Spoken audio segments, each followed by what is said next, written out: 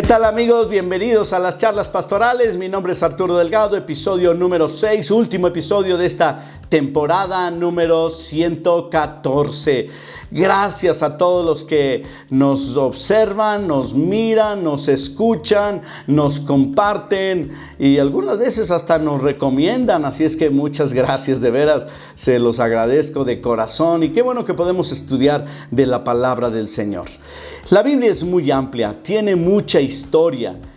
Hay muchas cosas que la Biblia no registra porque son ahora sí que historias periféricas, pero en el centro están los acontecimientos más importantes de la palabra de Dios y de la historia del Antiguo Testamento y la historia de un pueblo, del pueblo de Israel. En el Nuevo Testamento está la historia de Jesús y la historia de un nuevo pueblo, la iglesia.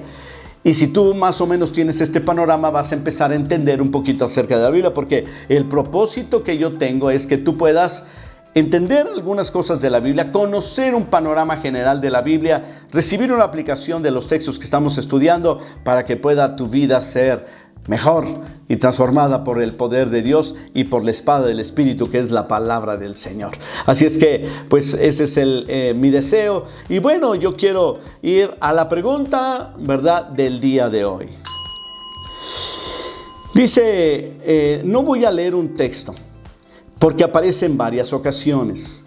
La pregunta es, ¿no está todo escrito en los libros de las crónicas de los reyes de Israel? Esta pregunta se repite en varias ocasiones en los libros de Primera de Reyes y Segunda de Reyes, ¿verdad? Porque son primero y segundo libro de Reyes, relata la historia de los reyes de Israel y de los reyes de Judá. Recuerden que se dividió el reino. Y bueno, se habla alternadamente, ¿no? Y luego en las crónicas se vuelve a repetir la historia, entre muchas otras cosas, ¿no? Entonces es un poquito difícil de poder ver todos estos reyes y todo esto, porque para empezar, a lo mejor hasta se les olvida. Pero algunas de las cosas que creo yo que les va a ayudar cuando puedan leer la palabra de Dios es saber este panorama, ¿verdad? Ahora, el día de hoy terminamos con esta parte y el próximo lunes, bueno, el lunes es como siempre charla especial, pero el martes vamos a iniciar de ver la historia de Elías, el profeta Elías. Es una historia increíble, maravillosa. Así es que, y está precisamente a partir del capítulo número 17 del libro de Primera de Reyes. Así es que, pues vamos ahora a esta pregunta, la que ya mencioné. ¿Qué es lo que quiero decir, no? Cuando aparece esta pregunta repetitiva, ¿no? Bueno, todo queda registrado. Todo está registrado. En la Biblia se registran los grandes acontecimientos. Hay cosas que no quedan registradas, como ya lo mencioné, le llaman la historia periférica. Es como si la historia la dividiéramos en los grandes continentes y las pequeñas islas. Pero a veces no se habla mucho de las pequeñas islas, pero son importantes. Solamente vemos los grandes continentes en una guerra. Por ejemplo, en la Segunda Guerra Mundial sabemos que había los países del eje y los países aliados. Y luego, ¿verdad?, que se peleaban unos con otros, y sabemos algo de Hitler y los alemanes y el holocausto contra los judíos y los rusos y todo eso, pero alrededor de la guerra hay muchísimas cosas más que no aparecen allí, pero que son importantes. Por ejemplo, operaciones secretas fallidas, traiciones, el espionaje, el lugar de las mujeres, las provisiones, ¿verdad? Cómo llevamos los pertrechos a los soldados, muchísimas cosas, ¿no? Que existen. Esos son la historia periférica, pero a veces no hay mucho tiempo para verla, solamente vemos la historia grande, ¿no? En la palabra de Dios es algo similar. Ahora déjame decirte que, a diferencia de la historia bíblica y de la historia en general, la historia de cada uno de nosotros está registrada en la mente de Dios, incluyendo los grandes acontecimientos de tu vida y los pequeños que están en la historia periférica de tu vida.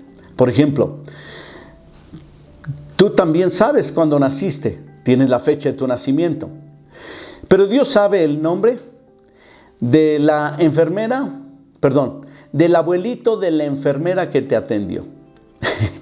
Tú vas a decir, debió haber tenido un abuelito. la enfermera que atendió al doctor cuando tú naciste. Pero eso fue hace 80 años, ¿verdad? Pues imagínate, el abuelito de ella, ¿hace cuántos años vivió? Y Dios no solamente sabe el nombre del abuelito, sino a qué edad se murió, en qué minuto del día se murió. Sabe también, ¿verdad?, cuántos cabellos de su cabeza le quedaban al momento de morir. Todo lo sabe Dios. Porque no hay nada oculto delante de Dios. Y yo quiero animarte a que vivas una vida en integridad. ¿Por qué? Porque la integridad significa portarse bien cuando nadie nos ve. Ser íntegro con lo que decimos, lo que hacemos y lo que pensamos, y aún lo que creemos y nuestras convicciones, todo integrado en una sola pieza. Pero cuando se habla de en qué momento lo podemos nosotros, digamos, experimentar, pues en el momento en que nosotros, ¿verdad?, somos las mismas personas y no tenemos que escondernos de Dios, porque todo queda registrado, todo, absolutamente todo.